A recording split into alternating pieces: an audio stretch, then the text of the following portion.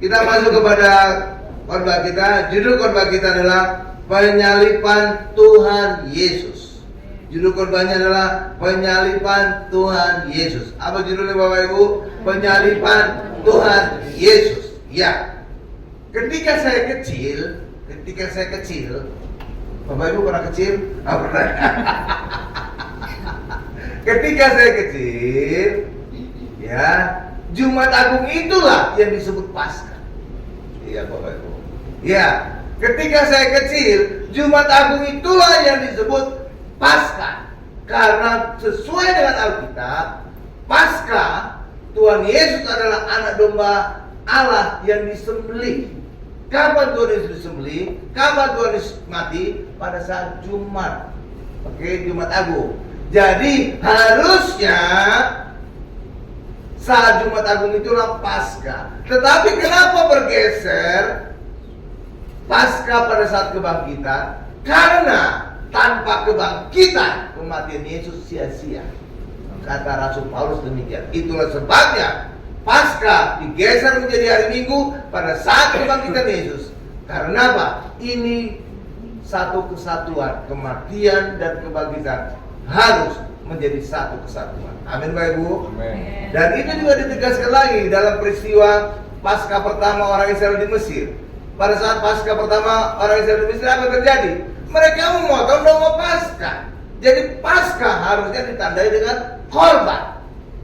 Oke? Iya. Iya Bapak Ibu ya. Iya. Nah, coba kita buka ayat 1 Korintus 5 ayat 7b. Ini saya buktikan ya bahwa Tuhan Yesus adalah anak domba Paskah kita yang disembelih. Tuhan Yesus disembelih atau mati kapan? Pada saat Jumat Agung. Iya. Jadi harusnya pada saat penyaliban Yesus itulah, pada saat Jumat Agung itulah sebenarnya Paskah. Tetapi karena kematian tanpa kebangkitan adalah sia-sia dan kita tetap dalam dosa, maka Paskah digeser menjadi saat kebangkitan. Sehingga apa?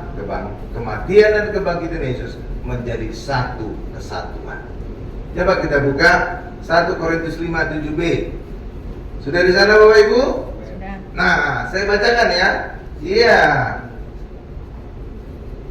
Jadi 7b ya. Sebab anak domba Paskah kita juga telah disembelih, yaitu Kristus. Jadi anak domba Paskah kita telah disembelih, dan itu adalah Kristus, Tuhan Yesus Kristus. Dan Yesus disembelih atau Yesus mati kapan? Hari Jumat sekarang ini yang kita peringati. Makanya harusnya ya Jumat Agung itulah Paskah. Dulu waktu saya kecil itu Paskah adalah Jumat Agung. Tetapi karena tanpa kebangkitan kematian sia-sia, maka Paskah kemudian digeser menjadi saat kebangkitan, sehingga kematian dan kebangkitan Yesus menjadi satu kesatuan. Paham Bapak Ibu? Iya. Ya, jadi gitu Bapak Ibu. Jadi gereja kemudian menyadari kematian Yesus tanpa kebangkitan adalah sia-sia, dan itu juga ditegaskan oleh Rasul Paulus. Maka Paskah digeser menjadi saat kebangkitan Yesus di hari Minggu.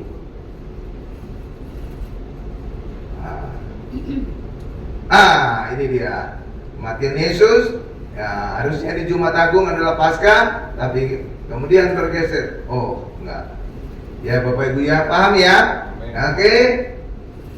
Mana Pak ayatnya Pak bahwa tanpa kebangkitan kematian sia-sia? Oke, kita buka ayatnya. Ini bukan kata saya, ini kata ayat. 1 Korintus 15 ayat 14. Iya. 1 Korintus 15 ayat 14. Nih saya bacakan ya. Tetapi andai kata Kristus tidak dibangkitkan, maka sia-sialah pemberitaan kami, dan sia-sialah juga kepercayaan kamu. Jadi tanpa kebangkitan itu menjadi sia-sia. Makanya kematian dan kebangkitan harus disatukan, dan itulah yang kita peringati di hari Minggu menjadi hari Paskah. Paham Bapak Ibu? Iya. Gitu Bapak Ibu. Ya, kita masuk pada bagian berikutnya. Pertanyaannya adalah, mengapa Tuhan Yesus harus mati? Ya, mengapa Tuhan Yesus harus mati? Hah, Bapak Ibu? Kenapa Tuhan Yesus harus mati? Kenapa tidak hanya sakit saja? Kenapa tidak hanya menderita saja? Tetapi kenapa Yesus harus mati? Saudara tahu kenapa Yesus harus mati? Karena upah dosa adalah maut. Dan ketika Yesus menanggung dosa kita, maka Yesus harus mati. Karena upah dosa adalah maut. Oke Bapak Ibu?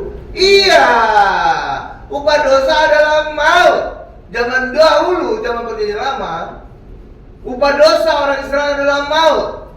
Tetapi mereka bebas dari kematian, bebas dari maut. Lewat apa? Mereka memberikan korban hewan, darah hewan.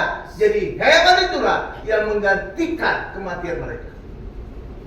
Oke Bapak Ibu? Nah sekarang kita bukan hewan lagi yang menggantikan kematian kita, tetapi Tuhan Yesus, domba, anak domba Allah, anak domba Paskah Allah. Amin. Iya. Jadi itu. Jadi benar-benar semuanya tergenapi. Upah dosa adalah maut, maka ketika kita berdosa, maka harus mati. Tetapi ketika dosa kita ditanggung oleh Yesus, maka Yesuslah yang harus mati menggantikan kita. Paham Bapak Ibu? Nah, gitu. Jadi ada ceritanya, ada alasannya. Dan Yesus benar-benar adalah anak domba Allah. Sama seperti zaman perjanjian lama, anak domba yang mati menggantikan orang Israel yang berdosa. Maka hari ini kita punya korban juga, namanya Tuhan Yesus. Dan Tuhan Yesus adalah anak domba Allah. Yohanes 1 ayat 9b. Coba kita buka. Haleluya. Yohanes 1 ayat 9b. Atau dari awal aja dah saya baca ya. Pada keesokan harinya Yohanes melihat Yesus datang kepadanya, dan ia berkata, lihatlah anak domba Allah yang menghapus dosa dunia. Nah itu, dosa dunia atau dosa orang Kristen? Dunia. Artinya apa kalau dosa dunia? Artinya semua orang ditebus Yesus pada saat Yesus mati di atas kayu salib. Iya, jadi semua awalnya, semua selamat. Awalnya, semua nama mereka tercatat dalam kitab kehidupan di surga awalnya. Tetapi dengan berjalannya waktu, ketika mereka tidak percaya kepada penebusan Yesus, ketika mereka tidak percaya kepada Yesus, nama mereka satu persatu dihapus. Tuh, oke Bapak Ibu? Ya, makanya visi gereja kita agar orang Kristen kita tetap nama kita tercatat di surga. Amin. Emangnya orang Kristen bisa terhapus juga Pak? Oh ya bisa. Ketika orang Kristen tidak lagi percaya kepada Yesus, tidak lagi berfokus kepada Tuhan Yesus. Emangnya sekarang terjadi Pak? Oh iya terjadi. Coba saudara lihat deh, khotbah-khotbah di gereja saudara sendiri, saudara lihat juga khotbah-khotbah pendeta di YouTube, seringkali tidak lagi mengkhotbahkan Yesus. Mereka mengkhotbahkan tentang perilaku manusia. Bagaimana orang Kristen berdoa, bagaimana orang Kristen bisa hidup berkenan, bagaimana orang Kristen tahan menghadapi badai kehidupan. Dan sekarang itu nggak lagi berfokus tentang Yesus. Dan itu sudah dinubuatkan di dalam Wahyu, kitab Wahyu, bahwa pada akhir zaman ada tanda 66 di tangan kanan dan di dahi. Itulah gambaran bahwa orang Kristen hidupnya sekarang ini tidak lagi mengandalkan Tuhan Yesus sebagai kekuatan mereka dan hikmat mereka, tapi mereka telah mengandalkan kekuatannya sendiri dan hikmatnya sendiri. Oh, kan? Iya kan? Iya. Coba saya lihat deh. Buktikan sendiri, bukan kata saya. Buktikan sendiri di gereja saudara masing-masing. Iya. Yang kedua, bukti kedua, di dalam kitab Wahyu juga, bahwa digambarkan Yesus sedang berdiri di depan pintu mengetok. Saudara jangan beli gambar ini ya, karena gambar ini kurang bagus. Kenapa kurang bagus Pak? Karena Yesus seharusnya bukan di luar, tapi di dalam rumah. Tapi pada Wahyu itu digambarkan Yesus di luar rumah. atau di luar gereja. Karena sekarang Yesus telah dipinggirkan oleh gereja, telah dipinggirkan banyak orang gereja, telah dipinggirkan banyak pendeta. Mereka tidak lagi memperbakan tentang Yesus. Terus itu, iya, kasihan ya Tuhan Yesus ya. Itulah sebabnya saya berjanji dalam hati, janji kepada Tuhan, saya selalu memperbakan Tuhan Yesus kapanpun saya korban, dimanapun saya korban. Saudara bisa membuktikan di YouTube Gereja Hermon, ya, itu semua khotbah saya tentang Tuhan Yesus, nggak ada yang lain. Kenapa? Itu demi kebaikan kita semua. Kenapa? Ketika kita ingin mengalami kasih karunia dan damai sejahtera berlimpah di dalam kehidupan kita, ketika kita semakin mengenal Allah dan Tuhan Yesus. Itulah sebabnya saya selalu memperbakan Tuhan Allah dan Tuhan Yesus. Amin Bapak Ibu. Iya. Iya. Nah, jadi Tuhan Yesus itu adalah yang menanggung dosa kita. Itulah sebabnya karena upah dosa adalah maut, maka Yesus harus mati. Oke ya. Nah, jadi pada Yohanes 1:9 tadi, awalnya seluruh dunia diselamatkan, nama mereka tercatat di surga. Tetapi ketika mereka tidak percaya kepada Tuhan Yesus, satu persatu nama mereka dihapus dari kitab kehidupan di surga. Oke Bapak Ibu, sebenarnya kematian Yesus ini, inilah gambarannya telah dinyatakan dalam kisah penghukuman Allah atas Sodom dan Gomora. Iya Bapak Ibu. Pada saat Allah akan menghukum Sodom dan Gomora, Abraham menawar kepada Allah, Tuhan, jika ada 50 orang benar, apakah engkau akan menghukum Sodom dan Gomora? Tidak, ya kan? Lalu Abraham menawar lagi, jika ada 40 orang benar, apakah engkau akan menghukum? Tidak. Terus sampai akhirnya 10. Akhirnya Sodom dan Gomora dihukum nggak Bapak Ibu? Dihukum. Kenapa? Karena ternyata di Sodom dan Gomora hanya ada satu orang benar. Iya, satu orang benar Bapak Ibu. Siapa namanya? Lot. Loh Pak, bukankah di situ ada istrinya Lot, ada 2 putrinya Lot? Itu totalnya sebenarnya 4. Ya kan? Tuh, tapi maaf kata Bapak Ibu, maaf kata ya. Dalam budaya mereka, wanita nggak dihitung. Dan itu terlihat lagi pada saat Tuhan Yesus memberi makan 5.000 orang, hanya laki-laki saja. Jadi tidak terhitung ibu-ibu dan anak-anak. Iya Bapak Ibu. Coba kalau dihitung ibu-ibu dan anak, itu sebenarnya bukan 5.000, 15.000 bisa. Iya kan? Iya. Jadi ya itulah budaya mereka, paternalistik, tapi ya wanita nggak dihitung. Amin Bapak Ibu. Itulah sebabnya saudara tahu, yang pertama kali lihat kebangkitan Yesus siapa? Maria Magdalena. Tapi kesaksiannya tidak dianggap oleh murid-murid. Kenapa? Karena Maria Magdalena wanita. Jadi kesaksian wanita nggak dianggap. Iya, kasihan ya. Iya ya, kasihan ya. Kasihan deh lo. Iya kan? Iya, yang ngasihkan kebangkitan Yesus pertama kali Maria Magdalena. Tapi nggak dianggap kan? Iya, karena kesaksian wanita yang nggak diperhitungkan. Iya Bapak Ibu. Nah, aduh. Tapi Indonesia emansipasi. Raden Ajeng Kartini. Sama ya. Jadi kesaksian wanita tetap diperhitungkan. Amin Bapak Ibu. Iya, bahkan sekarang juga wanita banyak yang hebat-hebat. Ya kan? Presiden kita juga pernah wanita. Ya kan? Iya, pernah. Jadi yang paling top eksekutif pernah wanita. Jadi wanita itu luar biasa sekarang. Nah, sekarang pertanyaannya, mengapa Tuhan Yesus matinya disalib? Padahal kematian yang lazim di Israel adalah kematian yang ditimpuki batu, atau istilahnya dirajam batu. Ya, dan itu terlihat dalam perjanjian lama yang bernama Akan. Akan ini pada saat bangsa Israel berjalan padang gurun ketahuan mencuri barang dari negeri yang dikalahkan oleh orang Israel. Allah berkata, jangan kamu mengambil apapun dari negeri yang kamu kalahkan itu. Dan ternyata akan tergiur dengan harta negeri itu. Dia curi.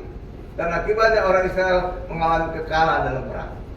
Dan akhirnya Allah menunjukkan caranya bahwa akanlah si pencuri itu, maka akhirnya akan dan keluarganya mati, dihukum, ditimpuki batu. Iya Bapak Ibu. Jadi itulah peristiwa pertama penghukuman rajam dengan batu. Iya Bapak Ibu. Bahkan pada perjanjian baru ada seorang wanita tertangkap basah berzina. Ya Bapak Ibu ya, tertangkap basah berzina. Lalu ahli-ahli Taurat ini kemudian memaksa Yesus. Hukuman apa tuh? Menurut Musa, orang ini harus dirajam dengan batu. Benar Bapak Ibu ya? Dan Yesus jawabnya apa? Barang siapa yang merasa tidak berdosa, dialah yang pertama kali menimpuki wanita dengan batu. Ada nggak menimpuki? Nggak ada. Kenapa? Ternyata mereka berdosa juga. Memang bukan berdosa berzina, bisa aja berdosanya mencuri. Benar Bapak Ibu ya? Tapi lihat, sesama orang berdosa, jarinya mematikan, muncul gitu Bapak Ibu. Itu kan, nah itulah munafiknya. Ya kan? Mereka sebenarnya berdosa juga, tapi dia menghukum mati si perempuan itu. Tapi Yesus luar biasa. Barang siapa yang merasa tidak berdosa, dialah yang pertama kali melempar batu kepada wanita itu. Dan saudara tahu, ayat Alkitab jelas berkata, mulai dari yang tertua pergi meninggalkan tempat itu. Artinya apa? Orang yang paling tua merasa, aku sudah hidup paling lama, aku paling berdosa. Jadi orang yang paling tua lah mulai pergi satu persatu. Iya kan? Iya. Jadi mereka itu rada munafik bersama orang berdosa. Iya. Nah, jadi hukuman yang lazim di Israel itu rajam batu. Bahkan tetangga sebelah juga ada ritual lempar batu kan? Iya. Jadi ya itulah pokoknya saudara tahu lah itu. Iya kan? Ya lempari setan atau lempari dosa itu tuh konsepnya gitu Bapak Ibu. Kan? Iya. Jadi itu memang hukuman yang lazim di Israel dan Arab. Oke? Tapi pertanyaan berikutnya, lalu kenapa Yesus matinya disalib? Kok bukan dirajam batu? Saudara bisa ngejar gitu Bapak Ibu. Iya dong. Yang biasa harusnya dirajam batu, kenapa Yesus matinya bukan dirajam batu? Tapi kenapa disalib? Tuh kan? Saudara tahu tuh? Kan luar biasa kan? Saudara tahu kenapa?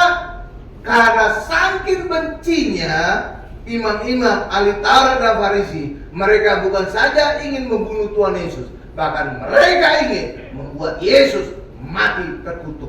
Oh, ngeri itu Bapak Ibu. Ya kan? Bukan sekedar membunuh, tapi mereka ingin membuat Yesus matinya terkutuk. Dan mereka itu ngerti Taurat, ahli Taurat. Iya, kalau dalam bahasa Inggris kitab Lukas, ahli Taurat itu disebut doktor S3. Ada saudara S3 sini? Ya udah, kalian semua S3. Sudah lulus SD, SMP, SMA.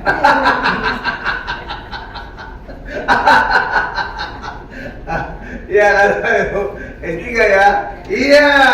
Jadi mereka ngerti. Jadi itulah sebabnya mereka kemudian membuat Yesus bukan hanya mati, tapi harus matinya terkutuk. Dan mati terkutuk adalah mati disalib.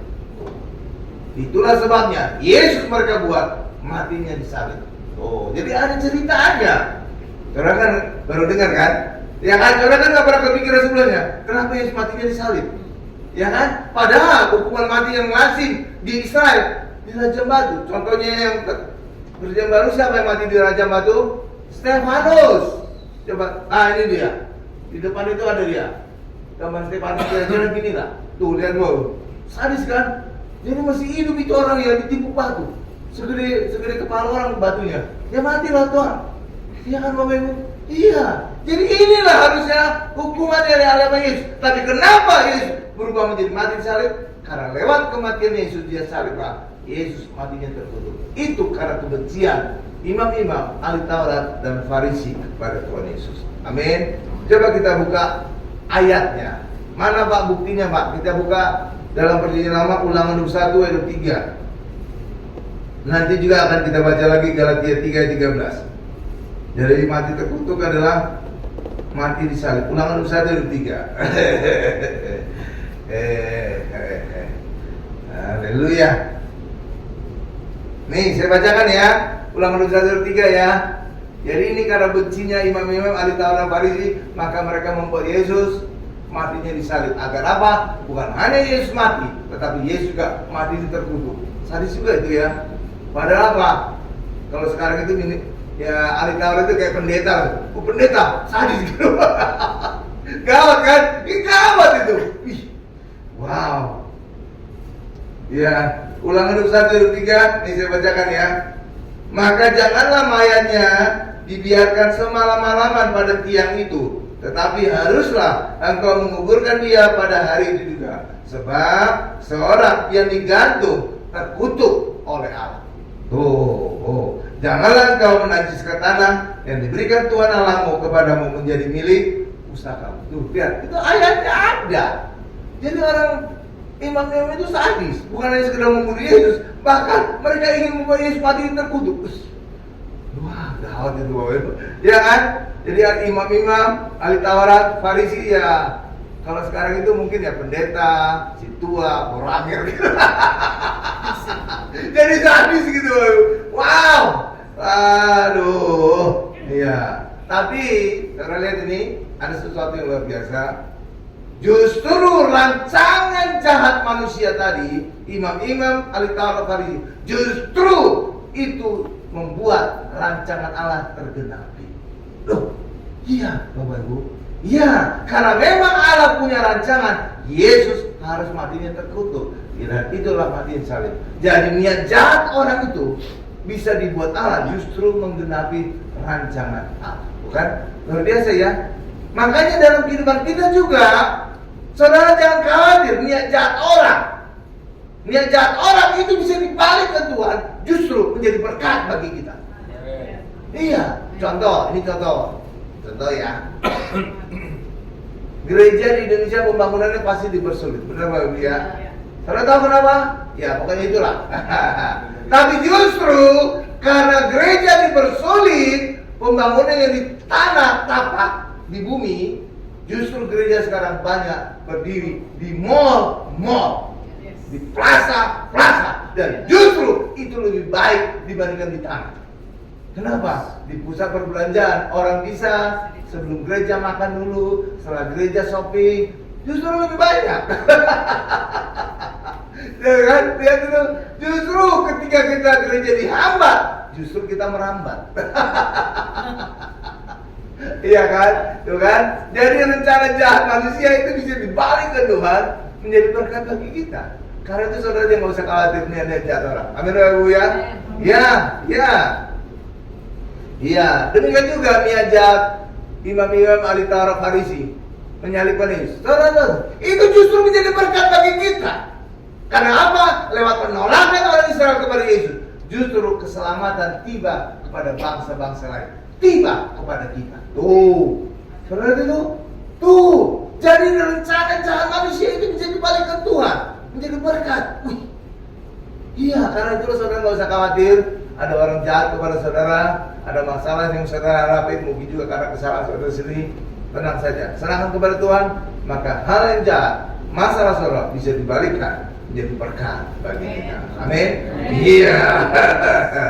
Jadi Tuhan Yesus memang direncanakan Allah, rancangan Allah harus mati di salib.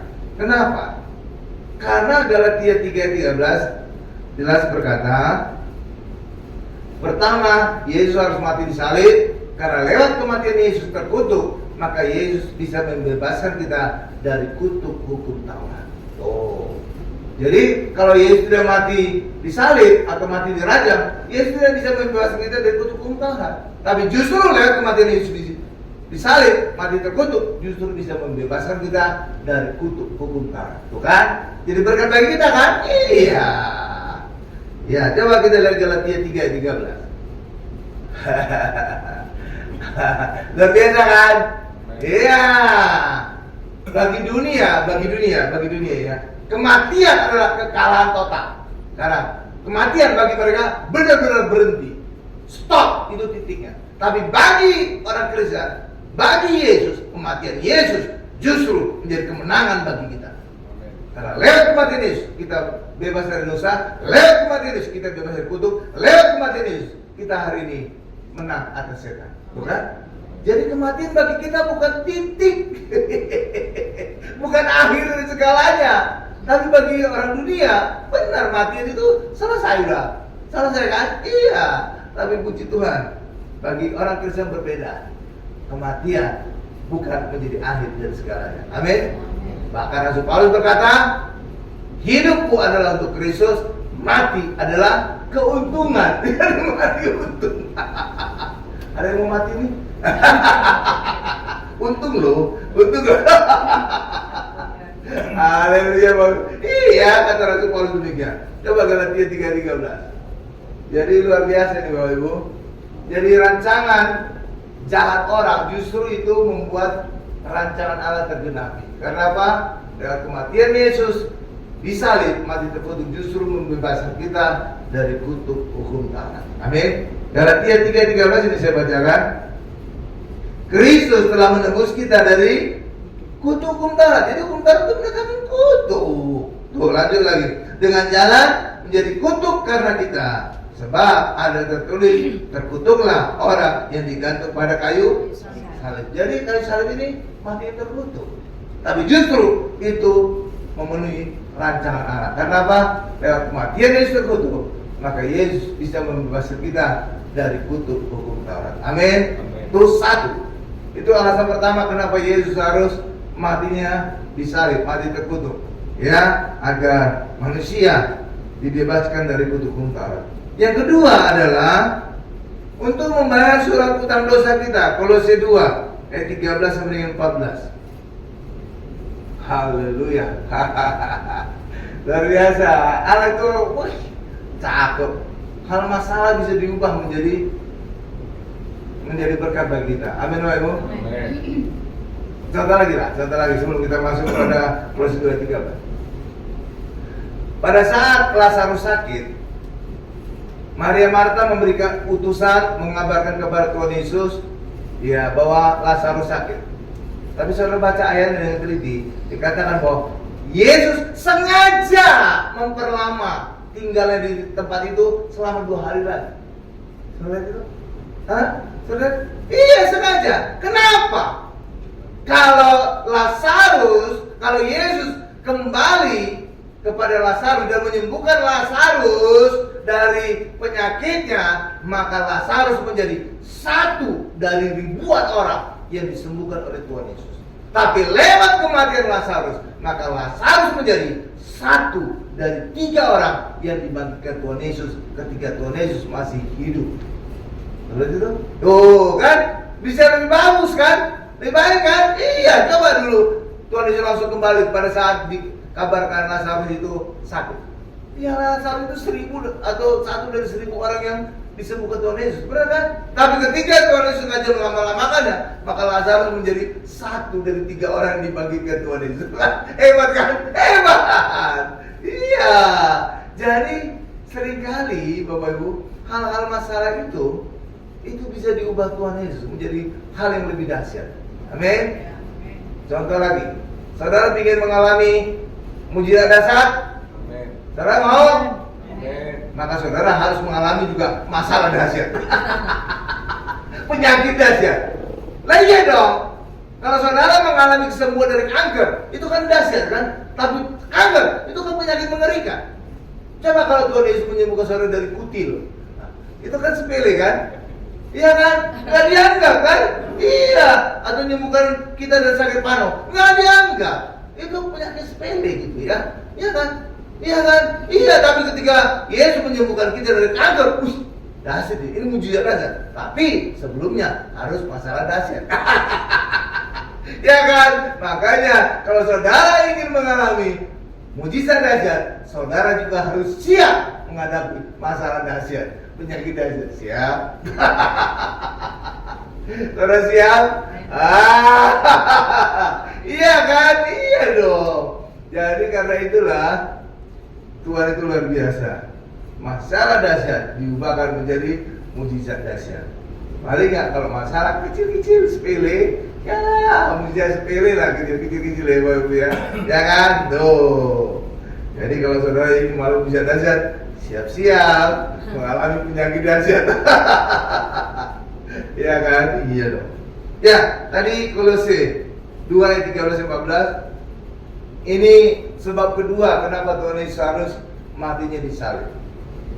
Kolose 2 ayat 13-14. Kamu juga meskipun dahulu mati oleh pelanggaranmu dan oleh karena tidak disunat secara lahiriah, telah dihidupkan Allah bersama-sama dengan Dia sesudah Ia mengampuni segala pelanggaran kita dengan menghapuskan surat hutang yang oleh ketentuan-ketentuan hukum mendakwa dan mengancam kita. Dan itu, scroll Bu.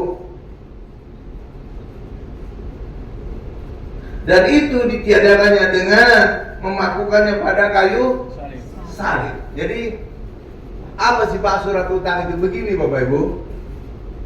Surat hutang itu bisa saya gambarkan seperti ketika saudara belanja pakai kredit card. Misalkan saudara makan di restoran, bayarnya pakai kredit card. Maka saudara akan digesek kredit card saudara atau dimasukkan ke alatnya. Benar Bapak Ibu ya? Ya, saudara masukkan PIN, baru terjadi pembayaran. Amin Bapak Ibu? Amin. Amin? Ya kan? Lalu saudara mendapatkan struknya. Nah inilah surat hutang. Jadi pada saat saudara membayar transaksi saudara dengan kredit card, sebenarnya saudara belum membayar transaksi saudara. Nanti akhir bulan dari pihak bank mengirim saudara tagihan kredit card saudara, saudara bayar. Nah itulah pembayaran sebenarnya. Amin Bapak Ibu. Hal yang sama juga dengan secara kerohanian. Pada masa perjanjian lama, orang Israel ketika berdosa, mereka memberikan korban hewan penembus dosa. Itu bukan pembayaran dosa mereka. Kenapa? Nilai hewan, darah hewan tidak sepadan dengan nilai nyawa orang Israel. Kenapa? Karena upah dosa adalah maut. Jadi dosa itu sepadan dengan nyawa mereka. Dan nyawa mereka tidak bisa dibayar oleh darah hewan. Amin Bapak Ibu? Iya, karena kenapa harus penyerbuan darah? Karena di dalam darah ada nyawa. Itulah sebabnya orang Kristen tidak boleh memakan darah hewan. Kenapa? Di dalam darah ada nyawa hewan. Oke Bapak Ibu? Oke? Iya, makanya pada perjanjian lama lewat dosa dibayar dengan korban darah hewan. Tetapi itu bukan penghapusan dosa. Itu hanya menutupi dosa sementara. Seperti pembayaran kredit card. Kredit card itu ketika terjadi transaksi, itu bukan pembayaran sebenarnya. Hanya menutupi transaksi sebenarnya. Hanya menutupi. Nanti akhir bulan ada tagihan dari bank, saudara bayar. Itulah pembayaran sebenarnya. Amin. Hal yang sama juga dengan kerohanian. Dalam perjanjian lama dari itu semua adalah kayak surat utang dosa. Lalu kemudian Yesus menanggung surat utang dosa tadi dan memakukan dirinya pada kayu salib. Itulah pembayaran yang sebenarnya. Amin Bapak Ibu? Amin. Amin. Iya. Iya. Karena itulah Yesus harus mati di salib. Karena lewat kematian Yesus di salib, maka semua dosa dunia dibayar lunas oleh Yesus. Oke Bapak Ibu ya? Iya, itu pembayaran. Makanya Yesus harus matinya di salib. Itu alasan kedua. Alasan ketiga, kenapa Yesus harus matinya di salib? Dan itu rancangan Allah. Pada saat manusia jatuh dosa, setan dikutuk. Setan dikutuk Allah. Keturunan perempuan akan meremukkan kepalamu dan setan akan meremukkan tumitnya. Iya Bapak Ibu. Dan itu tergenapi pada saat Yesus disalib. Pada saat Yesus disalib di Bukit Golgota, dan itu gambar kepala setan. Karena disitulah kepala Goliat dikubur oleh Daud. Maka ketika salib Yesus menembus Bukit Golgota, saat itulah kepala setan diremukkan. Oke? Tetapi pada saat disalib juga kaki Yesus, tumit Yesus diremukkan. Tetapi, sorry Bapak Ibu, ingin mengatakan ya, gambar-gambar Yesus disalibkan itu tidak sesuai dengan Alkitab. Kalau saudara perhatikan gambar kaki Yesus ketika disalib, gambarannya apa? Kaki Yesus itu tumpang tindih, kayak ini kaki saya gini. Nah, tumpang tindih gini Bapak Ibu. Kalau tumpang tindih dipaku, yang remuk itu bukan tumit. Yang remuk apa? Telapak kaki. Terus itu, iya. Jadi harusnya gambaran Yesus salib, kakinya mengapit salib seperti gini. Baru dipaku, dan itulah tumit, daerah yang paling luas yang bisa dipaku. Tumit dipaku, kiri dan kanan. Saat itulah tumit Yesus diremukkan. Oke Bapak Ibu. Jadi saudara bisa menilai mana yang sesuai Alkitab, mana yang tidak. Oke Bapak Ibu. Iya.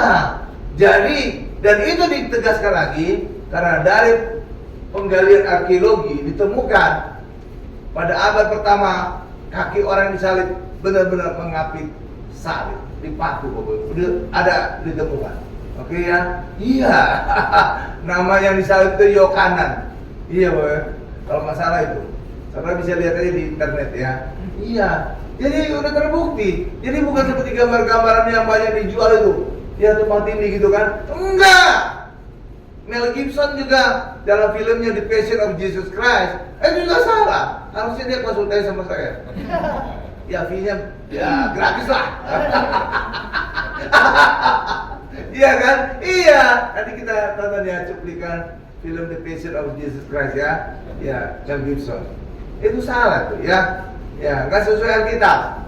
Karena apa? Alkitab harus tumit Yesus yang ditemukan dan harusnya tumit Yesus yang dipaku. Amin. Iya. Ya, sekarang kita nonton filmnya Passion of Jesus Christ. Cuplikan aja. Nah,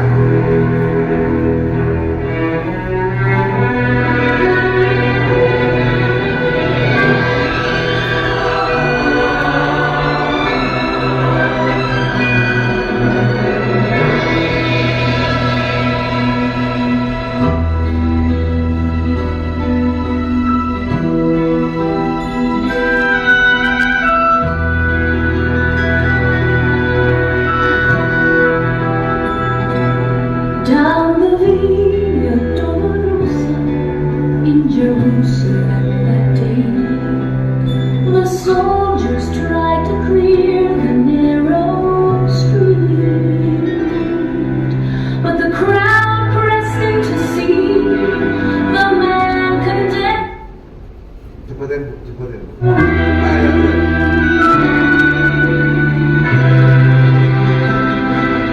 He was bleeding from a beating. There were stripes upon his back.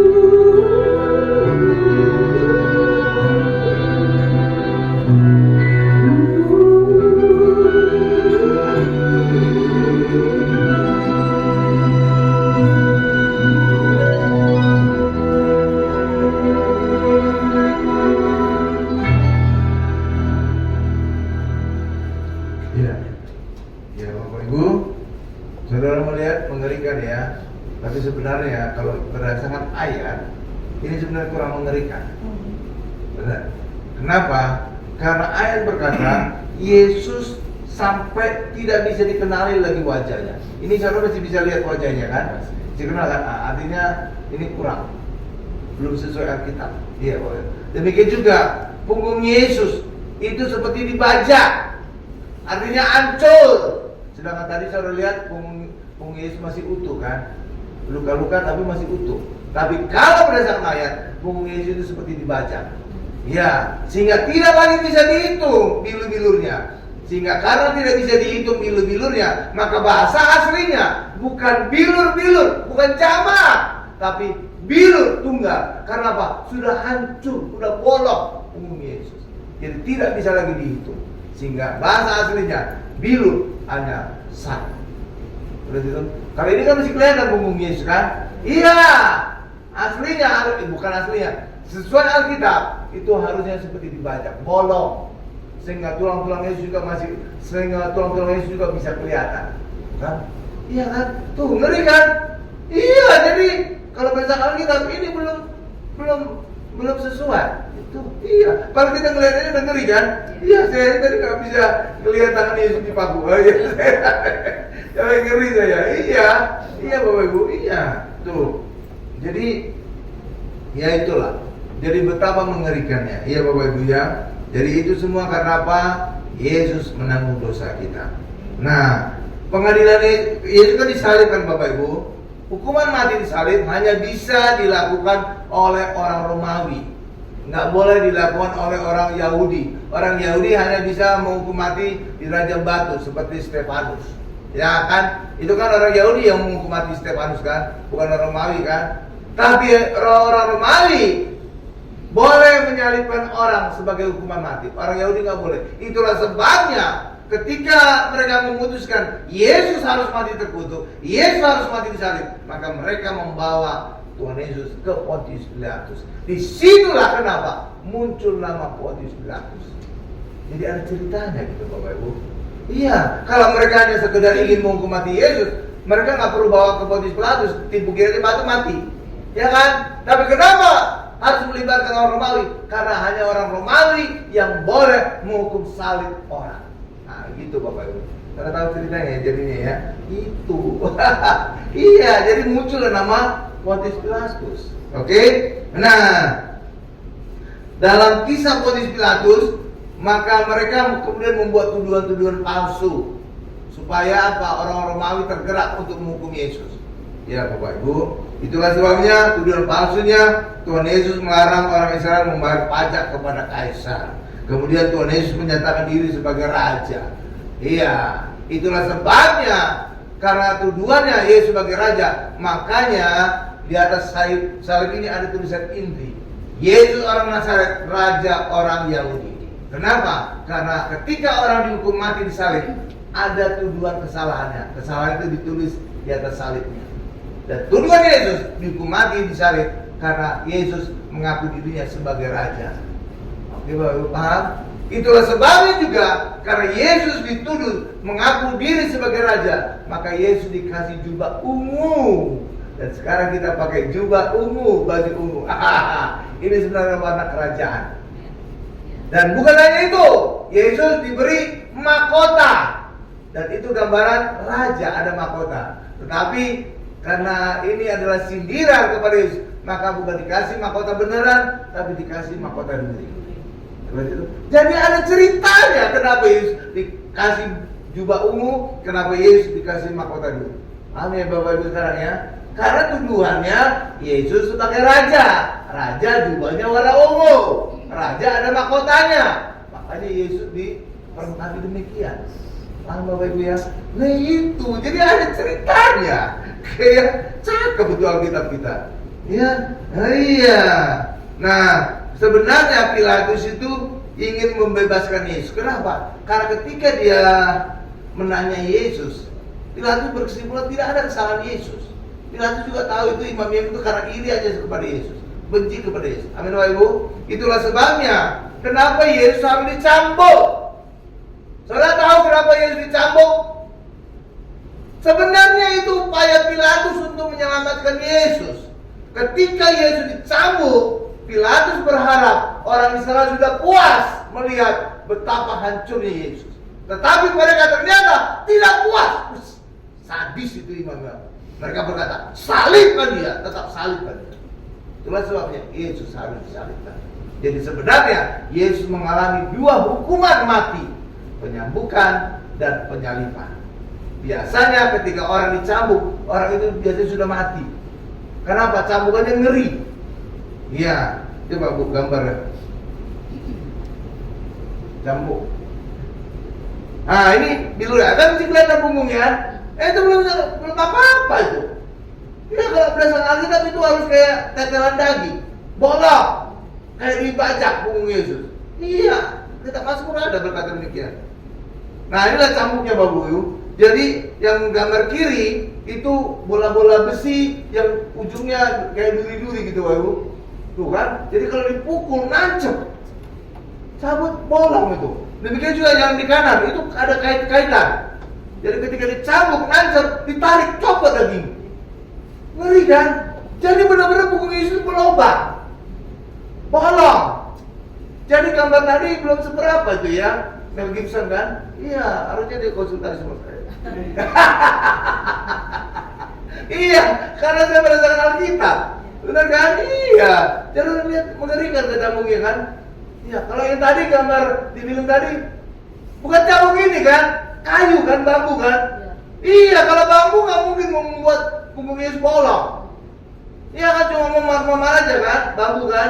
Atau kayu atau besi pun sekalipun itu nggak membuat bolong. Tapi kalau cambungnya kayak gini, wih, ini bolong ini. Ada kaitan, cep, nancap, ditarik, copot dagingnya. Nancap lagi, tarik, copot. Jadi punggungnya benar-benar bolong. Kalau tadi kan nggak bolong kan? Enggak. Artinya apa? Belum sesuai Alkitab. Iya. Kita kan standar kebenaran Kristen adalah Alkitab. Amin. Tuh. Jadi cambungnya mengerikan ya.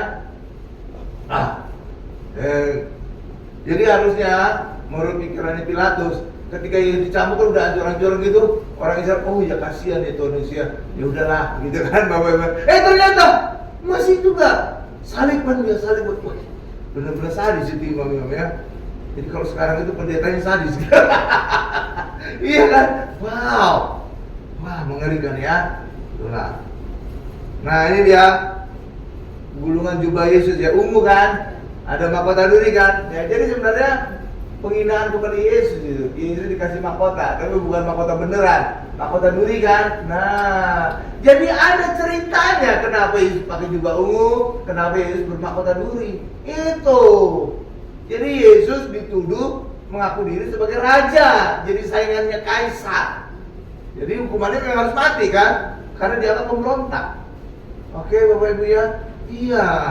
Jadi semua itu ada ceritanya di Alkitab. Nah kucuk-kucuk, Yesus jubah ungu, kucuk-kucuk, ada mahkota duri.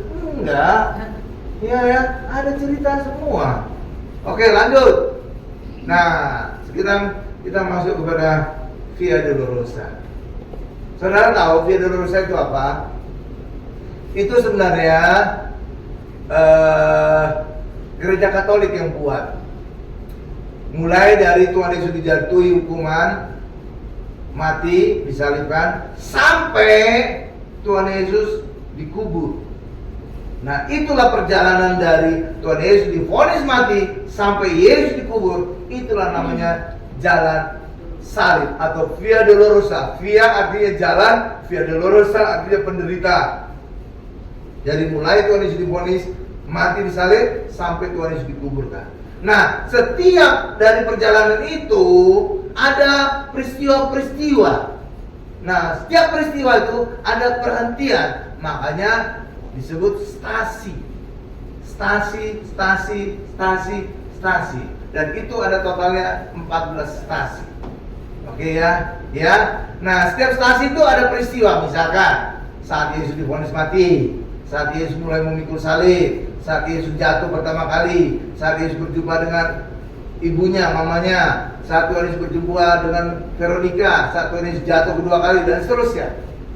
Cuma sayang, anak kambing saya, nggak semua tercatat di ayat Alkitab. Ya, karena Gereja Katolik juga percaya tradisi. Bahkan otoritas Alkitab sama dengan otoritas tradisi. Ya, itulah sebabnya setiap stasi tadi tidak ada semuanya ayatnya. Ya, Bapak Ibu ya. Ya, nanti saya akan libatkan saudara untuk membaca setiap stasi itu ada ayatnya ya. Yang ada ayatnya saya minta saudara membaca. Kenapa? Kalau saudara ke Israel melakukan jalan Via Dolorosa, biasanya kita peserta tur itu diajak membaca ayat. Nah, jadi sekarang saya kayak mensimulasi, melakukan hal yang sama kepada kita semua, supaya saudara juga merasa, oh, saya sudah di Israel. Oke ya, makanya saya minta kita ngumpul sebelah kanan supaya nanti pada saat membaca ayat, mic-nya berpindah, gampang tinggal ngasih aja gitu. Gak perlu ada orang yang ngantar-ngantar mic-nya. Oke ya. Ya. Nah, jadi Yesus itu di sisa cambuk, akibat sisa Yesus mengalami pilur. Tetapi lihat ya, hukuman mati tadi saya bilang ada 2 kali Yesus dicambuk sama disalibkan. Lewat penyambukan itulah Yesus mengalami pilur. Kalau Yesus langsung disalibkan, Yesus nggak mengalami pilur. Enggak. Jadi Allah sengaja mengizinkan Yesus dicambuk juga. Supaya apa? Lewat bilur Yesus kita disembuhkan. Begitu Bapak Ibu. Lewat kematian Yesus, darah yang tercurah, dosa kita diampuni. Karena itulah Yesus mengalami 2 kali hukuman mati. Oke Bapak Ibu ya. Dan hari ini kita terima saat berjamuan kudus, kita makan bilur Yesus, tubuh Yesus, dan kita minum darah Yesus. Jadi sebenarnya inilah gambaran 2 hukuman mati yang dialami oleh Tuhan Yesus. Oke Bapak Ibu. Oke, jadi kalau coba saudara bayangkan, kalau Tuhan Yesus langsung divonis salib, maka nggak ada mengalami pilur, langsung Yesus mati.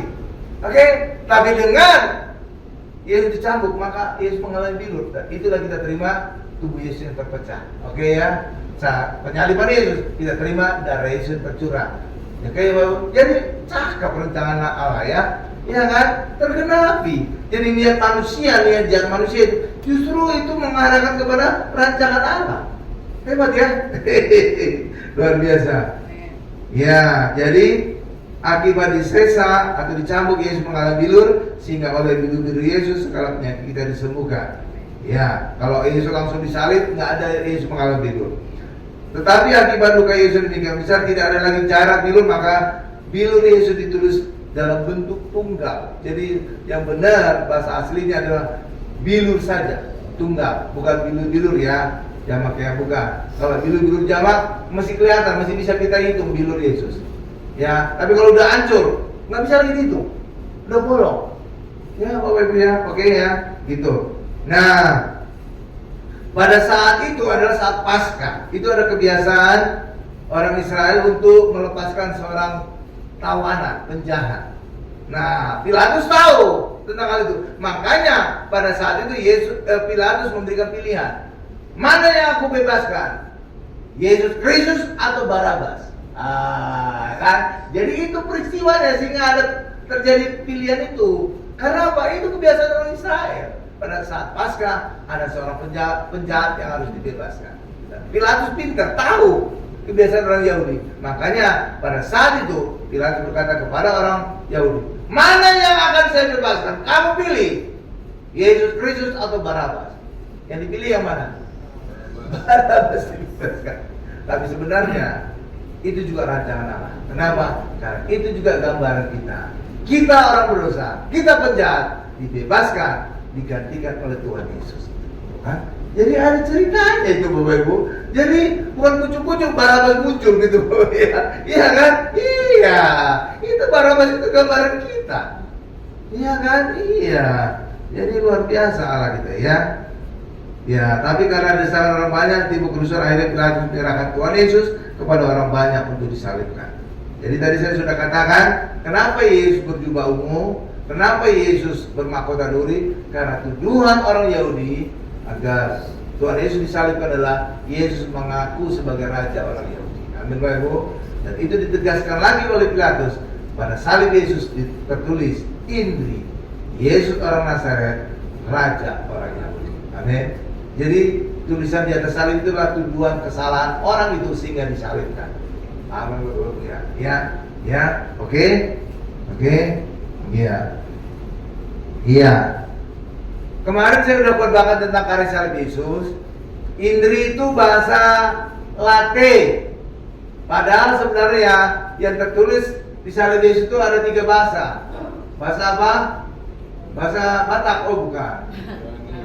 Bahasa Ibrani, bahasa Latin, bahasa Yunani. Kenapa ada 3 bahasa ini? Kenapa tidak ada bahasa lain? Kenapa ada bahasa Ibrani? Karena itu adalah bahasanya orang Israel. Orang Israel bahasanya bahasa Ibrani, makanya ditulis bahasa Ibraninya. Lalu bahasa Latin. Kenapa ditulis juga bahasa Latin? Karena saat itu orang Israel dijajah oleh orang Romawi. Bahasanya bahasa Latin. Oh. Yang ketiga bahasa Yunani. Kenapa ditulis juga dalam bahasa Yunani? Karena itulah bahasa internasional pada saat itu. Seperti sekarang bahasa Inggris. Paham Bapak Ibu ya? Lalu pertanyaan berikutnya kita kejar lagi. Lalu kenapa yang ditulisnya pada salib-salib umumnya itu Indri, bahasa Latin? Kenapa? Saudara tahu kenapa ditulisnya? Kenapa kok bukan bahasa Ibrani? Saudara tahu kenapa? Karena dulu pusat gereja di Romawi, Vatikan, bahasanya Latin. Ya jelas saja Indri bahasa Latin. Coba dulu Yesus disalibkan, pusat gereja itu di Indonesia, bahasa Indonesia itu. Iya kan? Iya. Jadi ada ceritanya gitu Bapak Ibu ya. Jadi saudara kalau ditanya lagi, kenapa yang ditulis di salib Yesus itu hanya bahasa Latinnya aja Pak? Karena pusat gereja adalah di Romawi, bahasa Latin mereka. Oke? Iya itu. Jadi ada cerita cakep itu Alkitab kita. Oke ya. Lalu saudara mungkin tahu juga ada cerita imam-imam protes kepada Pontius Pilatus. Cabut itu, ubah itu. Gitu. Saudara tahu kenapa? Karena dalam bahasa Ibrani, Indri ini apa bahasa Ibrani? YHWH, Yahweh, nama Allah itu. Bagi orang Yahudi, bagi orang Israel, itu nama sakral. Nggak boleh sembarangan itu. Apalagi ditulisnya di atas salib. Orang yang mati terkutuk, wih, bisa rambut mereka berdiri semua tuh Bapak. Marah mereka. Iya kan? Makanya mereka protes. Tapi ya Pilatus keras kepala. Apa yang kutulis tetap tertulis. Wah. Dan memang karena yang disalib adalah Yesus anak Allah. Amin ya Bu. Jadi sesuai dengan rancangan Allah semua. Amin. Jadi niat-niat jahat orang itu kesannya itu gimana gitu. Tapi justru membuat rancangan Allah itu tergenapi. Oke? Nah, sekarang kita masuk pada Via Dolorosa. Ya, tampilkan Bu gambar-gambar. Haleluya. Nah, Via Dolorosa ini orang Katolik yang buat ya Bapak Ibu ya. Ya, makanya ada gereja Katolik di Israel itu setiap Jumat mereka mengadakan perjalanan Via Dolorosa. Oke ya. Ya. Ada 14 stasi atau berhentian. Iya, tetapi karena nggak semuanya berdasarkan Alkitab, ada tradisi, maka nggak semuanya ada ayatnya. Oke. Nah, Via Dolorosa ini juga melewati pasar, singa, becek, dan kotor. Jadi saudara jangan punya bayangan, gambaran Via Dolorosa itu bersih, keren. Oh kan Pak, seluruh dunia orang Kristen bisa nyumbang Pak, membuat sesuatu yang bagus. Enggak Bapak Ibu, enggak. Karena itu melewati tempat-tempat kumuh, tempat-tempat yang bukan Kristen, melewati tempat-tempat yang rumah-rumah yang zaman dulu Bapak Ibu. Iya Bapak Ibu. Tapi itu juga menjadi bukti bahwa Via Dolorosa ini, ujungnya Via Dolorosa adalah Bukit Golgota yang ada sekarang gerejanya, gereja Makam Kudus, itu kurang tepat. Kenapa? Karena Golgota dikatakan oleh Alkitab ada di luar kota. Sedangkan gereja Makam Kudus itu ada di dalam kota. Terbukti gereja Makam Kudus itu di sekitarnya ada rumah-rumah kumuh, rumah-rumah zaman dahulu. Rumah-rumah itu selalu ada di dalam kota. Padahal Golgota dicirikan ada di luar kota. Amin. Jadi nggak sesuai ya. Jadi saudara makin pintar. Oh ini nggak sesuai Alkitab. Oh ini sesuai. Ini sesuai. Gitu Bapak Ibu. Paham ya? Nah, sekarang kita mulai. Sebenarnya ada sebelum ini. Sorry. Oh iya. Oh ini nih. Nah ini ya Bapak Ibu, ini ada 3 gambar. Setiap kali saya tampilkan 3 gambar, kalau nggak terlalu besar filenya. Gambar yang pertama paling kiri itu namanya adalah Gabata, tempat Yesus dihakimi, dihukum mati. Gabata, nah itu diperingati itu. Ya Bapak Ibu ya. Jadi saudara sebelum ke Israel udah melihat dulu.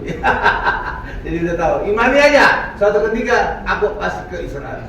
Aku akan menjalani via dosa yang sesungguhnya. Gitu Bapak Ibu ya. Yang gambar paling kiri itu adalah namanya Gabata, tempat Yesus divonis mati.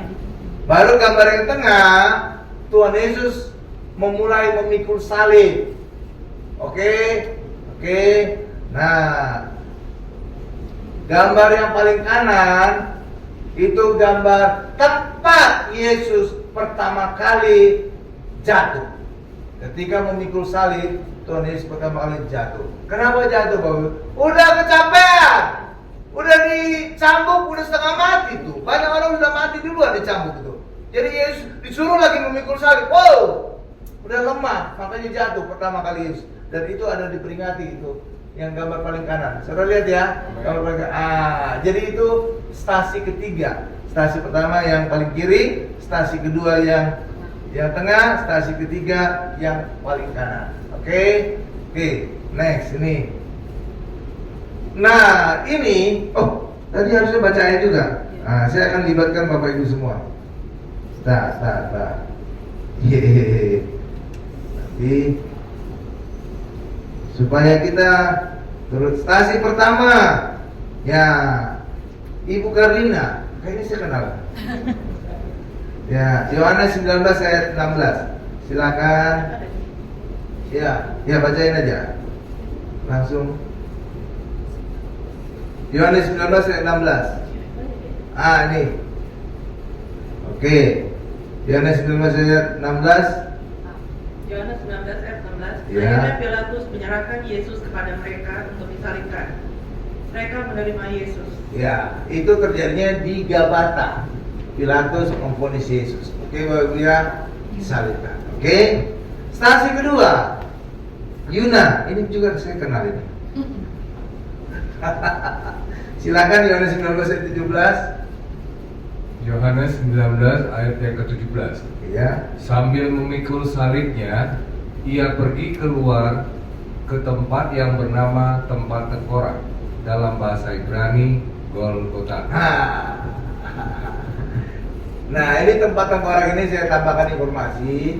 Kalau bahasa Indonesia itu tempat tengkorak. Kalau orang mendengar tempat tengkorak, orang ada pikirannya apa, Pak?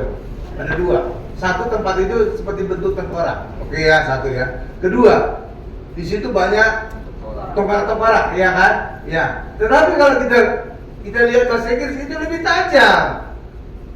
Bukan tempat tengkorak, tapi tempat sebuah tengkorak. Nah, jadi lebih akurat. Bisa ditampilkan Bu bahasa Inggrisnya. Jadi kalau ada sebuah, orang jadi ingin tahu tengkorak siapa itu, ya kan? Kalau banyak tengkorak, orang nggak mungkin nanya-nanya. Kalau udah banyak kan susah nyarinya. Kalau satu bisa ditanya. Tengkorak siapa saya tahu? Goliat. Kenapa bisa Goliat itu? Dengarkan khotbah saya tentang Bukit Golgota ya, ada di YouTube ya. Ya, nama judul khotbahnya Misteri Bukit Tengkorak. Ya.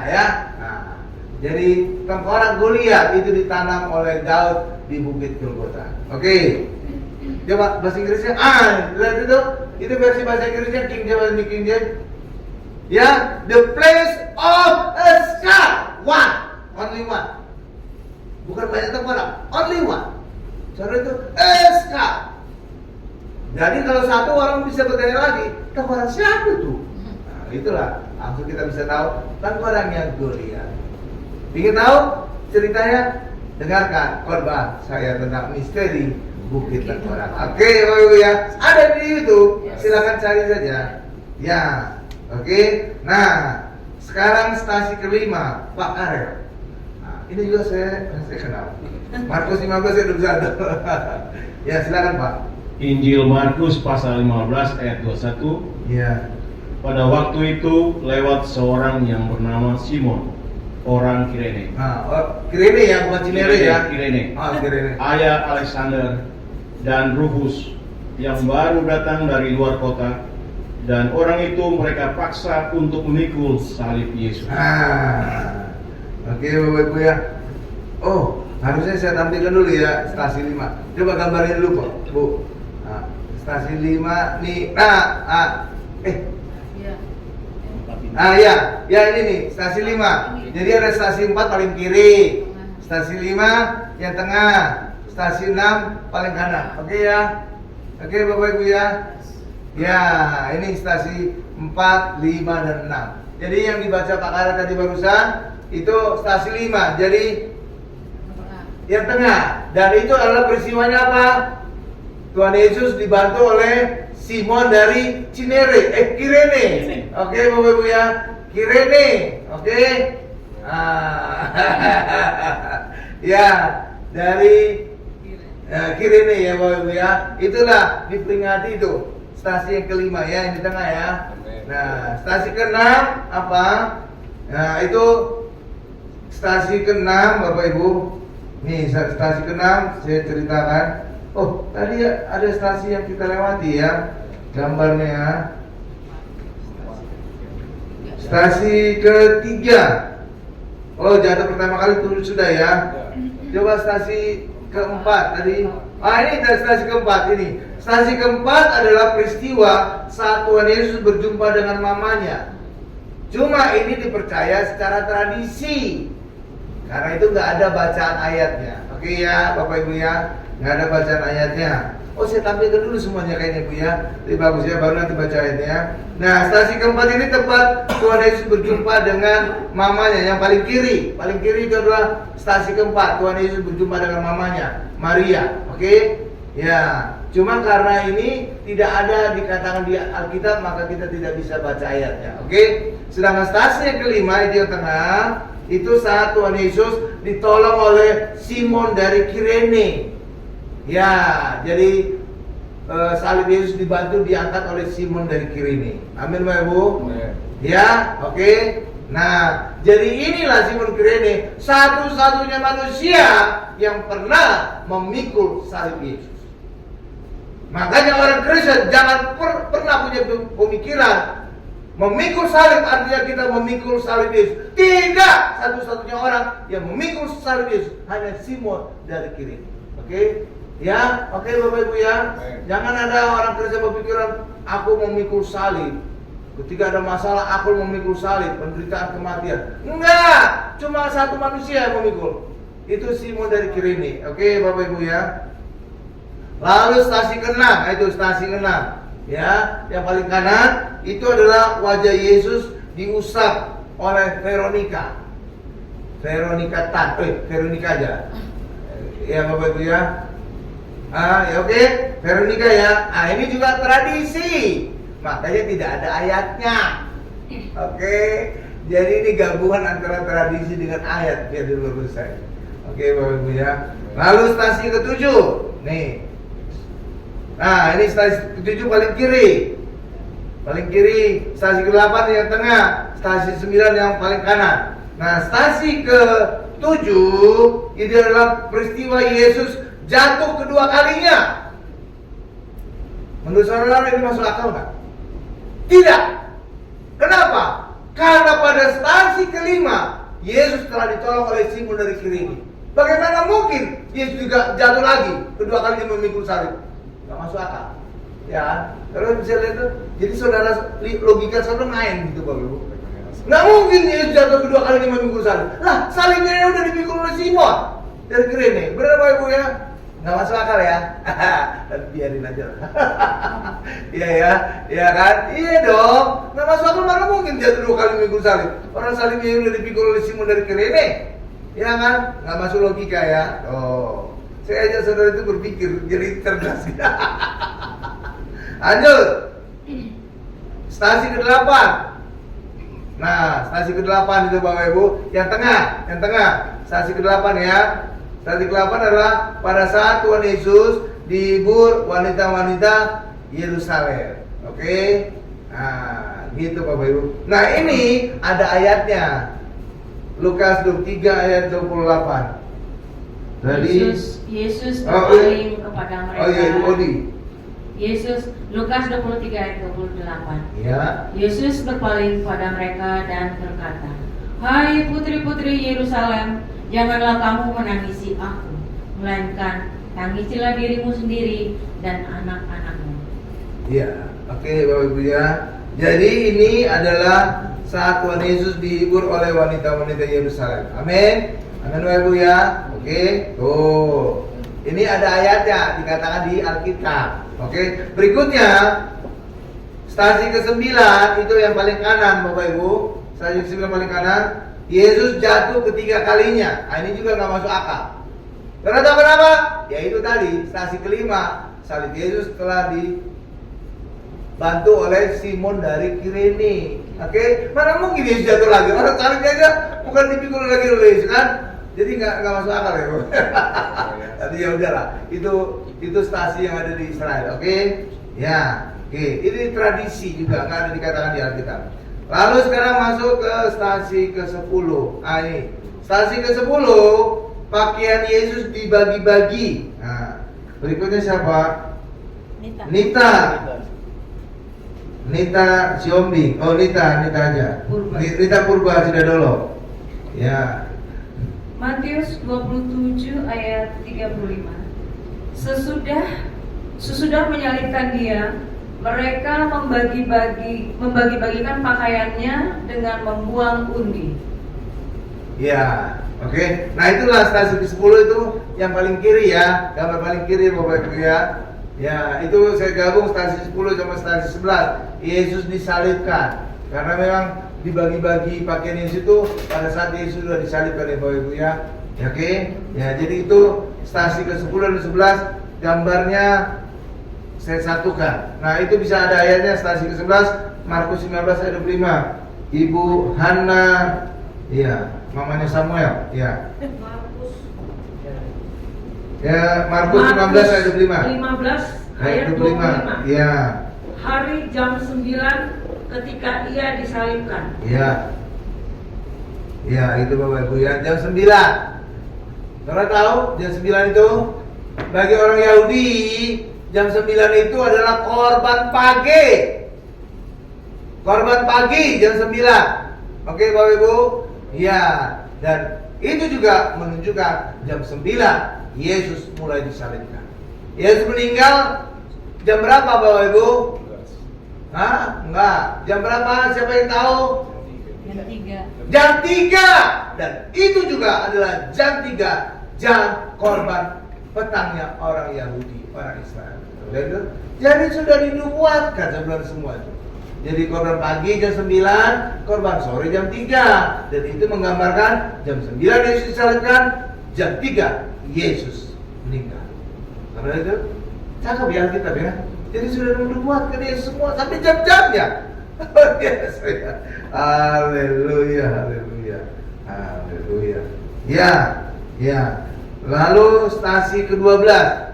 Stasi ke-12 itu yang di tengah ya, yang tengah Yesus wafat di salib.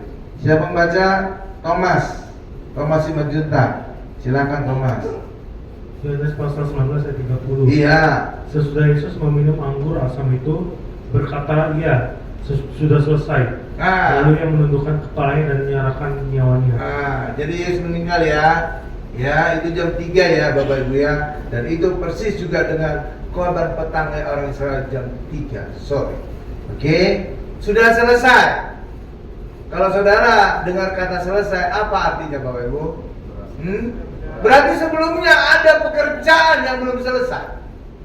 Ya kan? Ada tugas yang belum selesai. Ada kewajiban yang belum selesai. Dan itulah tuntutan Allah kepada manusia melakukan hukum Taurat supaya manusia benar berkenan di hadapan Allah. Tetapi lewat kematian Yesus di atas kayu salib, maka tugas tuntutan ini telah diselesaikan oleh Tuhan Yesus. Amin. Sehingga orang Kristen tidak lagi diwajibkan melakukan hukum Taurat, tapi cukup dengan percaya kepada Yesus, maka kita dianggap benar di hadapan Allah. Oke. Ya. Pak, ayatnya mana Pak? Oh ya, ini tambahan ayat Bu. Bisa tidak cepat diganti? Roma 10 ayat 4. Jadi orang Kristen tidak lagi dituntut untuk melakukan hukum Taurat. Tetapi orang Kristen bukan berarti kita tidak melakukan hukum Taurat. Melakukan, tapi bukan lagi menjadi syarat untuk menjadi benar di hadapan Allah. Kita melakukan hukum Taurat karena kita sudah benar. Tapi kalau orang di luar Yesus, mereka wajib melakukan hukum Taurat supaya menjadi benar di hadapan Allah. Tetapi bagi orang Kristen, hukum Taurat bukan lagi syarat, tapi kita lakukan karena kita sebelumnya telah dibenarkan oleh Tuhan Yesus. Amin, Bapak Ibu. Dan kita melakukan hukum Taurat, malah kita melebihi tuntutan hukum Taurat. Contoh, hukum Taurat dilarang mencuri. Orang Kristen di dalam Yesus, bukan saja kita tidak mencuri, kita juga murah hati. Banyak orang tidak mencuri benar, tapi pelit minta ampun, mending itu Bapak Ibu. Ya kan? Iya. Ya kan? Ya. Ada hukum Taurat juga dilarang membunuh. Orang Kristen bukan hanya tidak membunuh, tetapi juga orang Kristen peduli, mau menolong orang lain. Akan lebih kan? Lebih. Di hukum Taurat ada larangan, jangan berzina. Orang Kristen di dalam Yesus, bukan saja kita tidak berzina, tapi kita juga mengasihi pasangan kita. Jadi lebih yang kita lakukan, lebih dari tuntutan. Oke Bapak Ibu ya? Iya. Cakep jadinya. Jadi kita melakukan hukum Taurat bukan untuk menjadi benar, tapi kita melakukan hukum Taurat karena kita sudah dibenarkan oleh Tuhan Yesus. Kita percaya kepada Tuhan Yesus. Kita buka Roma 10 ayat 4. Saya bacakan ya. Sebab Kristus adalah kegenapan hukum Taurat. Jadi hukum Taurat sudah digenapi oleh Yesus, sehingga kebenaran diperoleh tiap-tiap orang yang percaya. Saudara percaya? Amin. Maka saudara dibenarkan oleh Tuhan Yesus. Amin. Jadi kebenaran kita bukan karena kita melakukan hukum Taurat, tapi kebenaran kita karena kita percaya kepada Yesus yang telah menggenapi hukum Taurat. Amin. Oke? Iya. Sama seperti saya suka cari contoh ketika kita makan di restoran, kita kan harus bayar kan? Harus dong, kalau nggak benjol gitu sama satpam. Iya kan? Iya dong, ya kan? Iya. Tapi ada kondisi kita tidak harus bayar, cukup percaya. Bagaimana caranya? Kalau kita percaya bahwa ada teman kita yang mentraktir kita makan, cukup percaya aja. Oke ya? Kita percaya ada teman kita yang bayar, ya udah kita keluar dari restoran aman. Oke ya? Iya. Hal yang sama juga dengan keronian. Ya, di luar Yesus mereka harus membayar keselamatan mereka, harus membayar kebenaran mereka. Tapi bagi kita orang Kristen, Yesus telah membayar. Maka bagian kita hari ini cukup percaya kepada Yesus yang telah menggenapi kita. Paham? Paham? Analoginya Bapak? Iya. Luar biasa ya. Oke. Nah, lanjut. Tadi udah stasi keberapa? Pakai Yesus bagi-bagikan. Yesus jalankan. Yesus. Sekarang 13. stasi 13. Nah, stasi ke-13 itu gambar paling kanan Bapak Ibu. Jadi pada saat Tuhan Yesus sudah meninggal, lalu kemudian Yusuf dari Yusuf Arimatia, bukan Yusuf Allah ya Bapak Ibu. Yusuf dari Arimatia minta kepada Pilatus untuk jenazah Yesus. Dan akhirnya ketika Pilatus diinformasikan bahwa Yesus telah mati, maka diizinkan. Maka kemudian jenazah Yesus diturunkan, dan tempat jenazah Yesus diturunkan, inilah tempatnya. Stasi ke-13. Jadi ada lempengan itu Bapak Ibu. Oke ya, lempengan ya. Oke, ada lempengan meja gitu. Nah ini, ya. Nanti saudara bisa situ, guling-guling juga bisa situ. Mama saya pernah ke Israel, dia guling-guling di sini. Wah Tuhan Yesus, langsung guling-guling. Di stasi ke-13 itu. Iya itu kayak meja gitu Bapak Ibu. Bukan orang biasanya nyium aja gitu Bapak Ibu. Mama saya guling-guling. Luar biasa ya. Tuhan Yesus di sini dibaringkan gitu, langsung guling-guling di situ. Luar biasa ya. Ya saudara juga bisa guling-guling lah, asal jangan ya berani baring norak lah sedikit. Karena biasanya banyak orang juga yang ada di situ nyium tempat Yesus dibaringkan setelah diturunkan dari salib. Iya Bapak Ibu. Ya jangan saudara norak ya guling-guling. Guling-guling. Iya, ya terus. Wah, sekarang stasi ke-14, stasi terakhir. Nah ini dia. Inilah. Nah ayatnya, oh ya, tadi Tuhan Yesus diturunkan itu tadi. Nah ini ayatnya Yohanes 19 ayat 38. Siapa? Ibu Lovely. Ibu Lovely, silakan. Stasi 13, Yohanes 19 ayat 38. Sesudah itu Yusuf dari Arimatea, Ya. ia murid Yesus, tetapi sembunyi-sembunyi karena takut kepada orang Yahudi, meminta kepada Pilatus supaya ia diperbolehkan menurunkan mayat Yesus. Dan Pilatus meluruskan permintaannya itu. Lalu datanglah ia dan menurunkan mayat itu. Ya. Oke. Ya. Bapak Joni nggak ada Bu, Ibu Odi gantian ya. Nah, ini stasi ke-14, stasi terakhir, Yesus dikuburkan. Nah, ini dia kuburan Yesus ya. Ini menurut versi orang Katolik ya. Ini semua itu ada di gereja Makam Kudus. Oke? Ya, silakan dibacakan Bu. Gantikan Pak Joni, Yohanes 19 ayat 41 sampai 42. Stasi 14. Ya. Yohanes 19 ayat 41 sampai 42. Ya. Dekat tempat di mana Yesus disalibkan ada suatu taman dan Stop. dalam ada suatu Apa cirinya Bu, Bapak Ibu? Taman. Katakan sama saya taman. Taman. Oke, lanjut Bu. Dan dalam taman itu ada suatu kubur baru yang di dalamnya belum pernah dimakamkan seseorang. Nah, oke. Jadi salah satu ciri Bukit Golgota ada dekat taman. Nah, oke ya. Nah, sekarang kita lihat Golgota yang sebenarnya itu kayak gimana. Jadi di Israel, kalau saudara ke Israel, ada dua versi Golgota. Satu versi orang Katolik, dan itulah gereja Makam Kudus atau the Holy Sepulchre atau Sepulchre, nggak tahu saya cara bacanya. Holy Sepulchre, oke ya, gereja Makam Kudus. Nah, di gereja Makam Kudus itulah ada beberapa stasi yang di dalamnya itu. Stasi berapa nih? Stasi 10 sampai stasi 14 itu ada di dalam gereja ini. Ini gereja Makam Kudus. Oke, Bapak Ibu ya. Nah, ini ada stasinya dalam situ. Oke. Jadi saudara, nah kalau saudara datang ke sana, saudara nggak bisa beribadah di situ. Ramainya minta ampun. Ya, desak-desakan. Hati-hati dompet, bisa kecopetan. Iya, di sana tuh banyak copet tuh, Bapak Ibu. Iya, banyak copet. harus saingan dengan copetnya orang Indonesia. Nah, versi kedua Golgota adalah The Garden Tomb. Ini versinya Golgota orang Protestan. Tadi ciri tadi yang dibaca Ibu Odi, Golgota itu dekat taman. Nah, ini taman.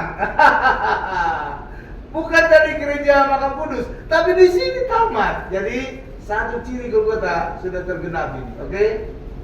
Tadi ada stasi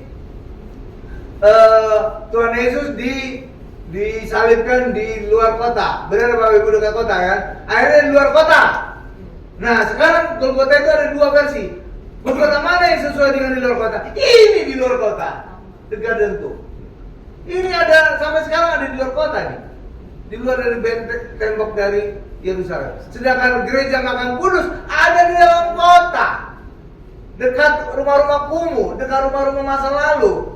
Jadi itu di dalam kota, artinya ciri kedua tidak terpenuhi oleh gereja Makam Kudus.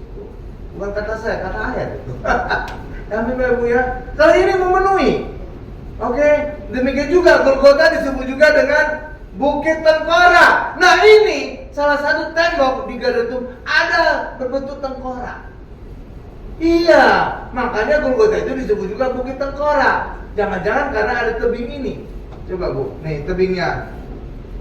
Nih paling kanan itu. Paling kanan itu gambar tengkorak. Ini salah satu tembok di Garden Tomb. Makanya jangan-jangan karena itulah makanya Golgota itu disebut Bukit Tengkorak. Karena ada mirip tengkoraknya. Oke Bapak Ibu, jadi sudah memenuhi 3 syarat. Jadi Garden Tomb ini yang paling memenuhi, inilah Golgota yang sebenarnya. Oke Bapak Ibu ya. Nah, gambar paling kiri itulah kuburan Tuhan Yesus di waktu malam ya, terangnya kayak gitu. Oke Bapak Ibu ya. Kalau waktu siangnya kayak gini. Ini waktu siang. Ya itu tanda panah itu, panah merah, saudara lihat panah merah. Nah itu ada lubang kecil, itulah masuk ke kuburan Tuhan Yesus. Nah, ciri ketiga yang kemungkinan ini adalah Golgota sebenarnya. Ini tadi kuburan siapa nih? Harusnya kuburan siapa? Yusuf dari Arimatea. Ya kan? Iya, Yusuf dari Arimatia. Tapi kemudian kuburan baru nih kan? Iya, itu kuburan biasanya mereka orang Israel menyiapkan kuburan. Kayak kita lah. Orang Indonesia seringkali orang tua kita sudah kita siapkan tempat kuburannya. Benar Bapak Ibu ya? Nah ini juga demikian. Yusuf Arimatia. Kuburan baru nih. Kuburan dia. Yang untuk dia kalau nanti mati. Ya, ternyata kemudian dipakai oleh Tuhan Yesus. Ada lagi sesuatu yang ciri yang luar biasa. Ternyata Tuhan Yesus lebih tinggi dari Yusuf Arimatia. Lebih panjang dari Yusuf Arimatia. Artinya apa? Kuburan Yusuf Arimatia ini tidak cukup untuk panjangnya Yesus, tingginya Yesus. Itulah sebabnya harus dikorek supaya cukup. Dan di gantung ada bekas korekan pada posisi kaki jenazah. Oh, saudara itu? Iya. Jadi itu makin menguatkan bahwa gantung inilah sebenarnya Golgota sebenarnya. Jadi Tuhan Yesus itu lebih tinggi dibandingkan Yusuf dari Arimatia. Makanya kuburan itu harus dikorek. Karena kuburan itu sebenarnya diperuntukkan untuk Yusuf Arimatia sendiri. Ternyata dipakai oleh Tuhan Yesus tidak cukup, dikorek. Ada bekas korekannya di posisi kakinya. Itu Bapak Ibu. Cakep kan? Ya, coba kita lihat ambil lebih. Nah ini, itu kuburannya di waktu malam. Itu gambar kiri. Nah yang kanan itulah kuburannya, tempat Tuhan Yesus dibaringkan. Oke, nah kalau saudara lihat gambar yang kanan, pada pojok kanannya, situ ada bekas korekan. Tuh. Iya, jadi makin menguatkan. Ini sebenarnya Bukit Golgota sebenarnya, bukan yang di gereja Makam Kudus, bukan. Oke, karena gereja Makam Kudus juga posisinya ada di dalam kota. Terbukti dengan dia ada di posisi rumah-rumah kumuh, rumah-rumah masa lalu. Nah, yang kanan itu salah satu tebing di Gantung, bentuknya kayak tengkorak. Saudara melihat nggak bentuk tengkorak itu? Mirip nggak tengkorak? Ada mirip wajah saudara? Ya, ada habis. Oke Bapak Ibu ya. Jadi demikianlah tentang Via Dolorosa. Ya Bapak Ibu, kita sudah melihat ya. Ya, jadi semua penderitaan Yesus sudah dinubuatkan. Ya, saudara bisa baca nubuatan tentang penderitaan Yesus di dalam Mazmur 22 ayat 16 sampai 19, Mazmur 129 ayat 3. Oke, saya nggak membaca ayat ini karena terlalu panjang, sudah terlalu lama khotbah saya. Saya simpulkan khotbah ini, orang Kristen harus memikul salib, Matius 16 ayat 24, tetapi salib kita adalah enak dan bebannya ringan, Matius 11 ayat 30. Karena Tuhan Yesus telah menanggung salib yang berat dan menyakitkan menggantikan kita. Amin. Kita tundukkan kepala.